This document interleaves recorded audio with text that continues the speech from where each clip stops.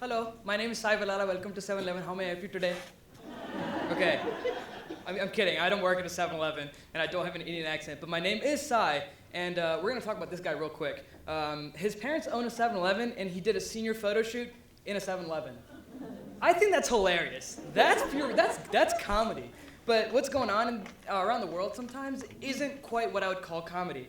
You know, sometimes it gets offensive, and sometimes some stereotypes are just taken a bit too far. Seemingly non-discriminatory depictions of Indian people, like Apu from The Simpsons, are an example of that. And to me, this dude isn't funny. It's kind of just cringy, in my opinion. So today, I'd like to talk about the difference between being funny and being offensive. A lot of our opinions and perspectives are influenced by the media we consume. By watching shows with hints of stereotypes, we subconsciously absolve those views of race into our own. So we're going to discuss where that comedic region of stereotyping ends and how it's been blurred through the years. We're going to also discuss a theory that I have. It is a theory. I'm going to put that out there. It's a theory for why I think it has a way bigger impact on society than what we expect in terms of racial propagation of stereotypes. I think finding the line is pretty simple, right? Like, maybe it's a little blurry in that picture, but most of the time we learn as little kids that we're taught to treat others the way we want to be treated. Introducing morality from such a young age is so crucial to grow that inner moral compass. We might not use that exact same phrasing from kindergarten today, but our moral compass is still present, and it dictates a lot more of that subconscious decision than we think. So let's use that moral compass in a quick application. Someone's wallet falls on the ground. What do? We pick it up, run after them, say, hey, you dropped your wallet, right?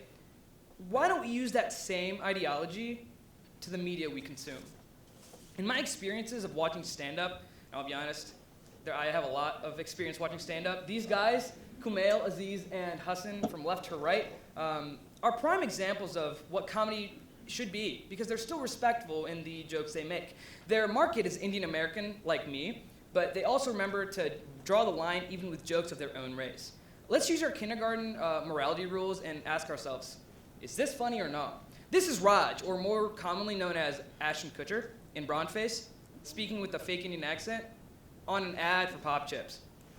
I have so many questions. Like, there's real brown people out. Like, there's a billion of us. Just ask one of us, dude. Like, it's not that hard. Anyway, so it's not funny, right? Let's think back to when we were kids. What would a kid think? This little man right here definitely doesn't know what the difference between me or you is, brown or white, and definitely doesn't know what the difference between a joke and unintentional racism is. So what if we introduce racism to him? What if we accidentally do this? So you're chilling, watching TV with your little cousins, on the couch, and Friends comes on, right? And you're like, oh, sitcoms, love it, laugh tracks, hilarious. Later on in the week, you and your adult friends are like cooking something, and you make a joke. You reenact one of the scenes from Friends, and one of you guys do an accent and say, just be glad they did not buy a Turkish Slurpee from Friends. Honestly, I'm vegan, so Turkish Slurpees are unappetizing at best, but even in that case, I don't think that's super funny. And he does, like, the kid sees you do the pranam thing, and there's the accent going on, and obviously, like, adults will get the reference, but the kid doesn't know it's not real. The joke wasn't meant to harm anyone, but, maybe it did. In my opinion, the tiniest things, the most minute details can alter a child's perspective. Ideas that are planted in a kid's head at a very young age can blossom into something we don't expect it to become. What if that joke you presented to that kid was the first time he ever heard an Indian accent? So I'm not here to tell you what to watch and what characters are, unknowingly racism, like Fisher Stevens with brown face makeup and Johnny Five. And I'm definitely not here to tell you how to be a parent. I'm not a parent. I don't have kids. I'm not a psychologist either. But I'm qualified to tell you guys about this realistically.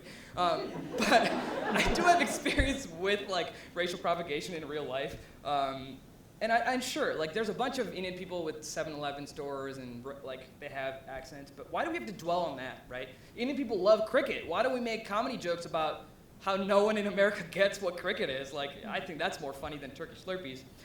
At the end of the day, I think we have to be mindful as adults, right? We have to think about each and every single one of our actions and decisions. Is that show or character you're watching adding true comedic value to your life, or is it just possibly propagating a racist concept? how does it affect the young minds that are around you observing everything you do? And there's plenty of men and women out there promoting the positivity. So when you're watching a show, you don't have to pause the show, or you shouldn't have to pause the show and meditate on what the meaning behind the joke is, right? It's that inner voice that talks to us all the time. It's a true connection to the joke, a truly instantaneous version of, is it funny or not? It's all about it's all about being conscious about what media we consume and how we subconsciously translate that to our everyday thoughts. The show you're watching is insignificant, just like the tip of that iceberg. But the effect it has on you and the people around you is exponentially more impactful than you think, like the bottom half of that iceberg. For me, being mindful turns passive activities into more active learning opportunities. Analyzing the media we consume and how it affects us are all pivotal for us to grow as human beings. It doesn't matter where you are, if you're on the top of a mountain with a bird on your head, or if you're just sitting in this audience today.